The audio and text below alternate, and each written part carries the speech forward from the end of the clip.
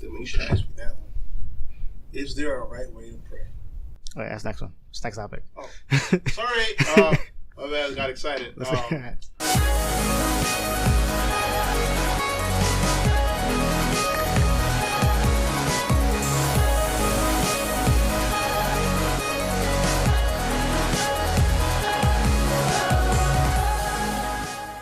If your pastor asks you to lift your hands, I think you should lift your hands because you have to respect your man of God.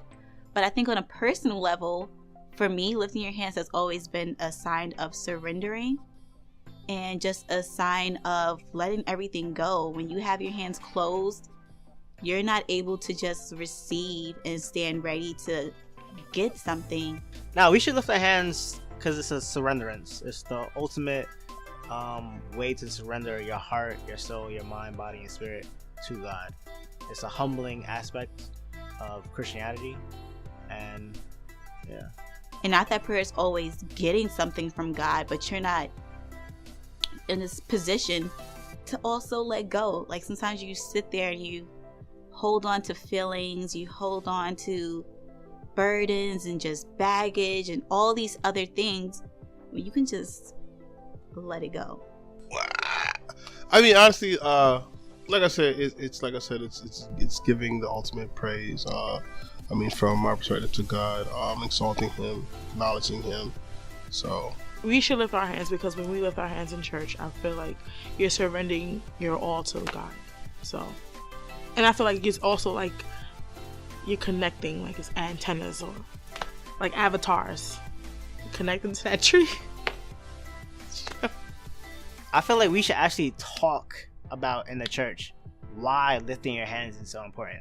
Oftentimes in churches, you say, lift your hands, but do we really understand why are we lifting our hands? Why are we surrendering to God? What is it exactly that I'm doing? Why is this important to the kingdom of God? When pastors probably tell people to lift their hands in church, maybe it's giving guidance to help people or whatever. Hey, lift your hands and receive this. Maybe he's about to give a word, and this is something for you to receive, you know? I mean, I guess I really can't see why a pastor would tell people to raise their hands. I don't even see why a pastor would do that. Does that happen? Like, oh man, this is so twofold for me. Because when I was younger, I hated it. It's like, why do you tell me what to do? It's like that for young people. The act of telling me what to do, we're just not going to do it because we're naturally just defiant, especially as a teenager and a young adult. So if you tell me lift your hands, I'm going to be like, okay, see, I was going to lift my hands and now I'm not. Not me. I feel like if you tell me lift my hands and you're the pastor, maybe you see God about to break some chains that I didn't see. I didn't hear the sound of the chains breaking, but maybe you heard them and you want me to lift my hands. Yeah. But now it's a growing process.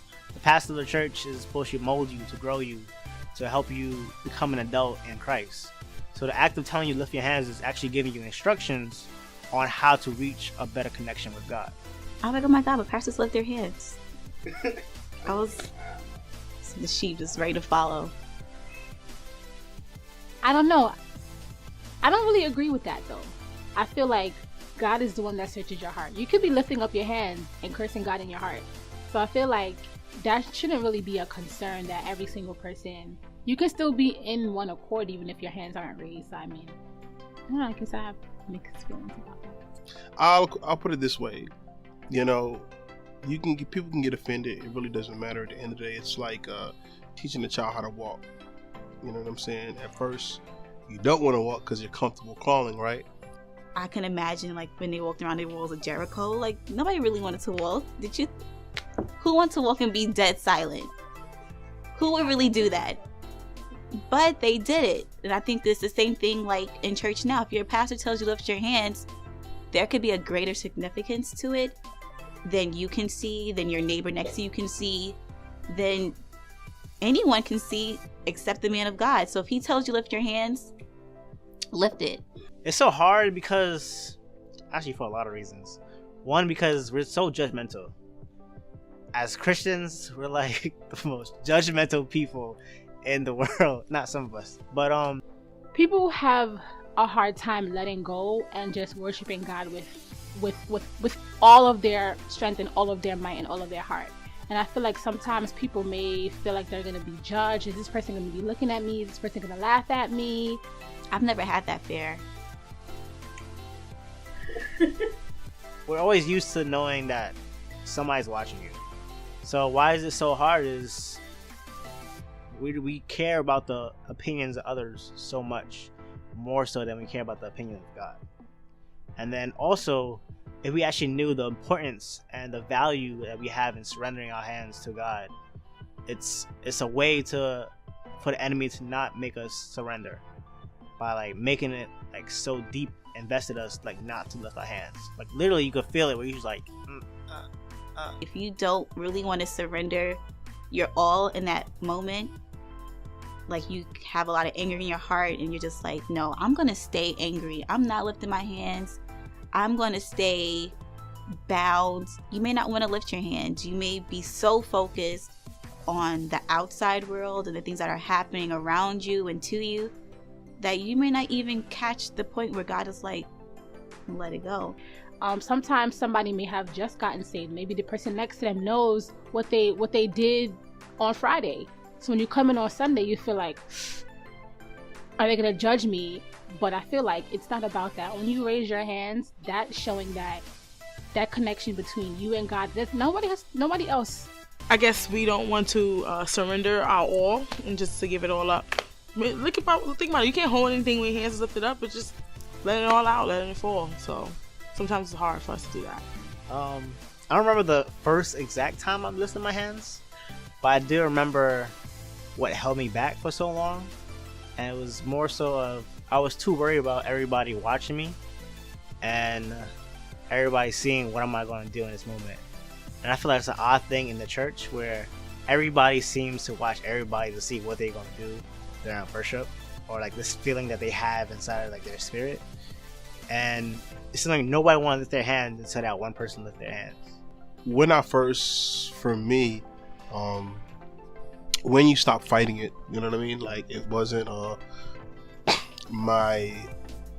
I couldn't raise my hands. It was this battle between, really, are you really gonna, express yourself like that? Because I'm an introvert.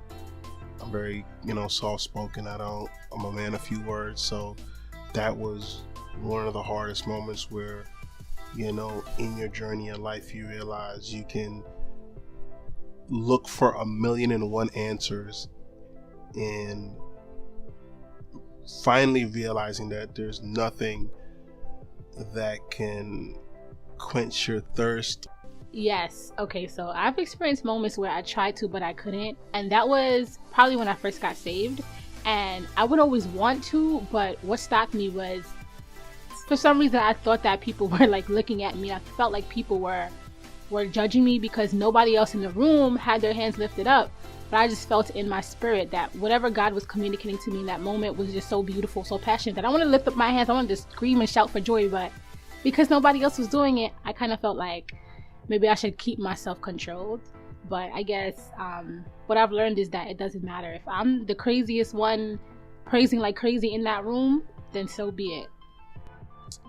I remember actually a few moments where I felt the Spirit of God, and I felt being able to like just to lift your hands, and it's just something like inside of me. It was like, no, I'm too afraid.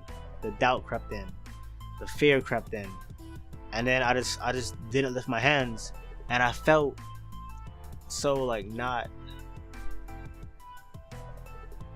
I felt like I betrayed God in a sense. Like it was something that I was supposed to do and I didn't. It's like doing something for your mother and you just didn't do it, like buying that groceries, buying that milk, and you just forgot to do it. And that face that your mother has when you walk in the house, it was that. Like that face, I saw the face of God look at me like, why didn't you lift your hands? I remember once lifting my hands where I didn't want to. I actually had like this really long day at work, and I text my mom. No, I went to the bathroom at work to cry, and I called my mother, and I do not cry. I called my mother. We got off the phone and I text her like, I'm just over life. I give up.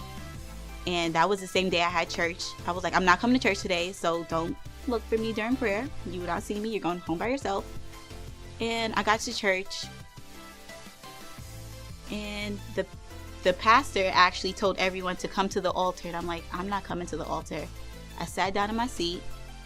My friend actually dragged me up to the altar, and he said, everyone just lift your hands and worship God. And literally in that moment, I broke down and cried. Like, I lost it. And I think in that same moment, I lost everything and I was freed of everything. I felt so much better. Even now I'm getting choked up. But I literally felt like there was so many things lifted off of me in that moment because of, one, my obedience, and two, just lifted my hands and giving it all to God. So I think I definitely suggest lifting your hands, especially if you're being told to, because you can let so many things flee from you just from your obedience and your surrendering alone.